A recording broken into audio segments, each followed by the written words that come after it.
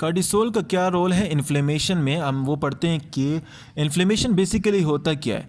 जब आपका कोई टिश्यू या कोई सेल नेक्रोसिस हो गया या एपोप्टोसिस हो गई, कुछ भी हो गया है, या टिश्यू की डेथ हो गई है, जब आपके टिश्यू की क्या हो डेथ हो जाए तो वहाँ पर कुछ एक्शन होते हैं। उन एक्शन पे पहले हम डिस्कस करेंगे और कार्टिसोल का रोल क्या है, फिर उसमें क्या करते कर।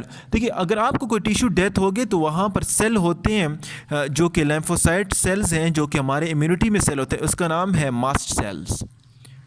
मास्ट सेल ऐसे सेल हैं जो हमारे पास क्या सीक्रेट करते हैं, इन्फ्लेमेटरी प्रोडक्ट सीक्रेट करते हैं। उस इन्फ्लेमेटरी प्रोडक्ट में क्या आता है, हिस्टामीन आता है, हिस्टामीन सीक्रेट करता है, ब्रेडिकाइनिन सीक्रेट करता है, and kinin, and third one is सीरोटिनिन।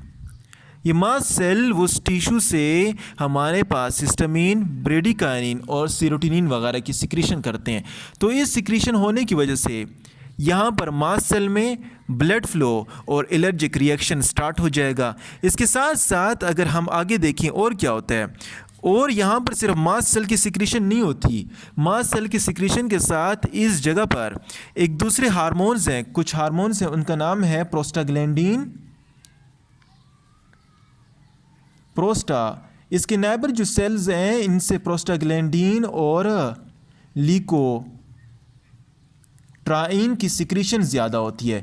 जब प्रोस्टाग्लैंडिन और ल्यूकोट्राइन की सिक्रीशन ज़्यादा होती है तो ये क्या करेंगे, तो यहाँ पर जो ब्लड कैपिलरीज थी इसको जा रही थी, जो ब्लड फ्लो इन्हें पहुंचा रहा था, तो इस प्रोस्टाग्लैंडिन और ल्यूकोट्राइन की वजह से उन ब्लड कैपिलरी में क्या हो जाएगी, वेजोडाइलेशन हो जाएगी। जब वेजोडाइलेशन हो जाएगी तो ब्लड फ्लो इंक्रीज हो जाएगा। नंबर टू तो ये हो गया ब्लड फ्लो। इसका क्या होगा, प्रोस्टाग्लैंडिन एंड ल्यूकोट्राइन ज़्यादा सिक्रीशन होने की वजह से vasodilation of the blood vessel, और vasodilation of the blood vessel की वजह से ब्लड फ्लो इंक्रीज़ हुआ। ब्लड फ्लो इंक्रीज़ हुआ तो ब्लड फ्लो ज़्यादा जाएगा, और ब्लड फ्लो ज़्यादा जाएगा तो इसकी रिपेयरिंग ज़्यादा होगी। नंबर 3, अगर तीसरी बात करें तो हम तीसरी, इट विल हेल्प इंटरल्यूकिन 1। एक थर्ड प्रोडक्ट है जो डेड टिश्यू से सिक्रेट होता है, उसका नाम है इंटरल्यूकिन 1। इंटरल्यूकिन 1 क्या काज करता है, इंटरल्यूकिन 1 जाता है आपके हाइपोथैलेमस को, और हाइपोथैलेमस को जो थर्मोस्टेट पोर्शन है उसको एक्टिवेट करता है, और उसको एक्टिवेट करने के साथ आपका बॉडी का टेम्परेचर इंक्रीज़ करता है। हमारी बॉडी में टेम्परेचर इंक्रीज़ करने वाला आला क्या है, इंटरल्यूकिन 1 है, और इंटरल्यूकिन 1 जाएगा और टेम्परेचर को एक्टिवेट करेगा, और ये क्या काज करेगा, पायरेक्सिया या फीवर काज करेगा। तो देखें, प्रोस्टाग्लैंडिन ल्यूकोट्राइन की सिक्रीशन ज़्यादा हो रही है, और इंटरल्यूकिन 1 हाइपोथैलेमस को एक्टिवेट कर रहा है, और ज़्यादा टेम्परेचर की वजह से फीवर हो रहा है। अभी जो ये ब्लड कैपिलरी हैं इनमें ब्लड फ्लो ज़्यादा हो रहा है। इस ब्लड कैपिलरी में फ्लो ज़्यादा होने की वजह से कुछ सब्सटेंस इससे आउटसाइड निकल जाएंगे, क्योंकि इसकी already blood capillaries is permeable.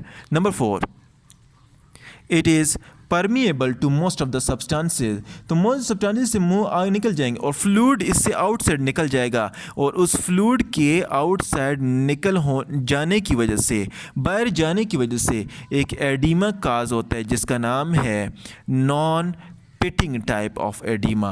Non pitting का क्या मतलब है, क्योंकि उसमें पिटिंग नहीं होती है इसलिए इसका नाम है non pitting type of oedema, उसमें हो जाएगा। देखिए, ब्लड ज़्यादा फ्लो हो रहा है, परमेबिलिटी है, और परमेबिलिटी की वजह से फ्लूइड इंक्रीज़ हो रहा है, और यहाँ पर जो जगह है वहाँ पर फ्लूइड एक्युमुलेट हो जाएगा इसके नाइबर सेल्स में और नाइबर टिश्यू में, और वहाँ पर एडिमा हो जाएगा, स्वॉलन हो जाएगा, वही उसका नाम है non painting type of oedema. अच्छा, अभी ये तो हमारे पास इन्फ्लेमेटरी या इन्फ्लेमेशन में होता है, लेकिन अभी कॉर्टिसोल क्या करता है। तो अगर आपकी बॉडी में उस वक्त कॉर्टिसोल मौजूद है तो आपका बॉडी में cortisol will act as anti inflammatory agent.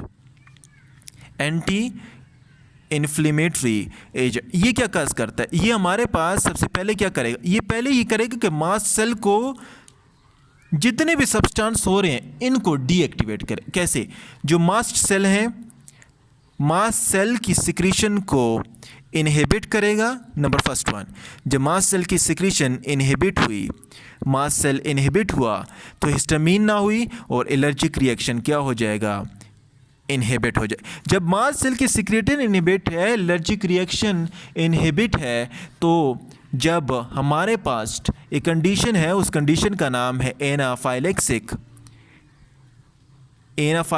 Shock. जब एनाफाइलेक्सिक शॉक डिवेलप होता है किसी पर्सन को एलर्जी की वजह से, तो उसमें हम क्या देते हैं, कार्टिसोल देते हैं, क्योंकि यहाँ पर एलर्जिक रिएक्शन को इनहिबिट करता है। तो ये यहाँ पर लाइफ सेविंग हार्मोन है। हम क्या करते हैं, हम ये करते हैं कि कार्टिसोल देते हैं, क्योंकि मास्ट सेल इनहिबिट करता है। हिस्टामिन, ब्रेडिकाइनेसिस, सेरोटोनिन जितने भी इन्फ्लेमेशन काज करते हैं, वहाँ पर ब्लड फ्लो इंक्रीज़ करते हैं, वहाँ पर साथ साथ टेम्परेचर इंक्रीज़ करता है, उस जगह को स्वॉलन करने का मदद देता है। तो ये हिस्टामिन, ये 3 आले हैं, ये 3 चीज़ें हैं, तो ये इसको इनहिबिट करेगा, एलर्जिक रिएक्शन ख़त्म होगा। तो एनाफाइलेक्सिक शॉक, जिसे जो एलर्जी की एक टाइप है जिसमें पूरी बॉडी में एलर्जी स्वेलअप हो जाती है, डेवलप हो जाती है, उसको क्या करता है, ये इनहिबिट करता है। क्या चीज़, कार्टिसोल। एक काम तो हुआ। नंबर 2, दूसरा काम ये है कि वो जो प्रोस्टाग्लैंडीन थे, प्रोस्टाग्लैंडीन और साथ साथ ल्यूकोट्राइन, इनकी सिक्रीशन इनहिबिट करेगा। जब इन दोनों की सिक्रीशन इनहिबिट हुई तो वेजोडाइलेशन कम हुई। जब वेजोडाइलेशन कम हुई तो वहाँ पर रेडनेस भी, वेजोडाइलेटिंग सब्सटेंस इनहिबिट हो जाएंगे। जब ये सब्सटेंस इनहिबिट हो जाएंगे तो इनकी ब्लड फ्लो वहाँ पर कम हो जाएगी। नंबर 2, तो प्रोस्टाग्लैंडिन ल्यूकोट्राइन को इनहिबिट किया। नंबर 3, अगर तीसरी बात करें तो ये इनहिबिट करेगा, तीसरा क्या था, इंटरल्यूकिन 1। तो कहते हैं कि ये फलाने बंदे को बुखार था और उसे स्टेरॉइड का इंजेक्शन लगा के उसका टेम्परेचर टेम्परेरी ख़त्म कर दिया। तो ये इसके बहुत साइड इफ़ेक्ट भी हैं।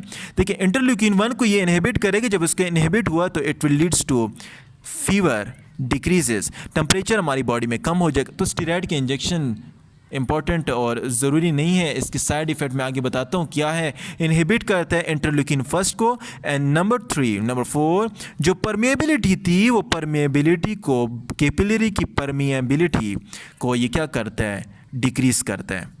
जब परमेबिलिटी हमारे पास डिक्रीज़ हो गई, जब परमेबिलिटी डिक्रीज़ हो गई तो हमारे पास एडिमा नहीं होगा।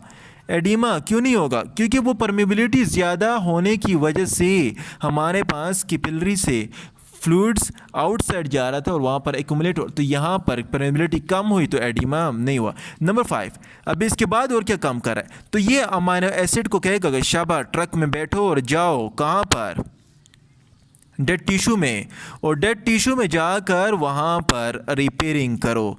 तो ये अमाइनो एसिड का ट्रांसपोर्टेशन क्या करता है, इंक्रीज़ करता है। अमाइनो एसिड को ज़्यादा से ज़्यादा कहाँ से लेके जाएगा, अदर ऑर्गन से, लीवर वगैरह से, यहाँ से टिश्यू से, जो साइड वाइज टिश्यू हैं और मसल्स हैं, उनसे अमाइनो एसिड की ट्रांसपोर्टेशन इंक्रीज़ करेगा ताकि डेड टिश्यू की रिपेयरिंग हो जाए। नंबर 6, क्योंकि वहाँ पर टिश्यू डेड हो चुका है तो वहाँ पर फैटी एसिड की ऑक्सीडेशन, इनके फैटी एसिड की ऑक्सीडेशन क्यों, क्योंकि ऑलरेडी टिश्यू डेड है, उसको एनर्जी नहीं प्रोड्यूस हो रही है, उसे एनर्जी नहीं मिल रही है। तो फैटी एसिड की ऑक्सीडेशन ज़्यादा होने की वजह से हमारे पास क्या करेगा, एनर्जी प्रोडक्शन करेगा। तो ये हमारे पास इसका छठा काज है, छठा रोल है। एनर्जी प्रोडक्शन ज़्यादा हो रही है और वहाँ पर उस सेल को अलाइव रखना ये कॉर्टिसोल का काम है। नंबर 7, आपकी जो इम्यूनिटी है, जो आपकी बॉडी में इम्यूनिटी है, इसको डिप्रेस करेगा या सप्रेस करेगा। ये किस तरह इम्यूनिटी को सप्रेस करता है, जितने भी लम्फाइड टिश्यू हैं जहाँ से लैम्फोसाइट बन रहे हैं, लैम्फाइड टिश्यू जहाँ से लैम्फोसाइट बन रहे हैं, वहाँ पर क्या काज करेगा, इनहिबिशन काज करेगा। तो उसके ज़्यादा इनहिबिशन की वजह से, जो नॉर्मली क्या हो रहा था, जो लैम्फोसाइट प्रोड्यूस हो रहे थे वो लैम्फोसाइट प्रोड्यूस नहीं होंगे, तो इट विल लीड्स टू लैम्फोसाइटोपेनिया। लैम्फोसाइटोपेनिया किसे कहते हैं, जिसमें लैम्फोसाइट कम हो, या एसिनोपेनिया कंडीशन, ये लाइम्फोसाइटोपेनिया एसिनोपेनिया ऐसी कंडीशन है जिसमें ये कंडीशन, ये लाइम्फाइड टिश्यू सप्रेस हुए हैं। जब ये सप्रेस हुए हैं, इनहिबिट हुए हैं, तो हमारे पास लाइम्फोसाइट कम है, एसिनोपेनिया कम है। तो इसकी कम होने की वजह से जो इम्यून सिस्टम वहाँ पर ओवरऑल कर रहा था वो भी कम। तो याद रहे कि ये लाइम्फोसाइटोपेनिया और एसिनोपेनिया की वजह से, कम इनकी सिक्रीशन की वजह से, हम जब ट्रांसप्लांटेशन करते हैं तो ये कार्टिसोल ट्रांसप्लांटेशन में भी मदद देता है। कैसे मदद? इस तरह देता है कि वहाँ पर हमारे पास लाइम्फोसाइट एक्टिवेट, अगर आप लेट सपोज आप किडनी ट्रांसप्लांट कर रहे हैं, आप हार्ट ट्रांसप्लांट कर रहे हैं, कुछ भी ट्रांसप्लांट, अगर उसके लाइम्फोसाइट और इसिनोफिल्स ज़्यादा एक्टिवेट हैं तो जो बंदे की किडनी और हार्ट है उसके लाइम्फोसाइट के अगेंस्ट वर्क कर देंगे, और इसके अगेंस्ट वर्क होने की वजह से उनके टिश्यू को मार देंगे और ख़त्म कर देंगे।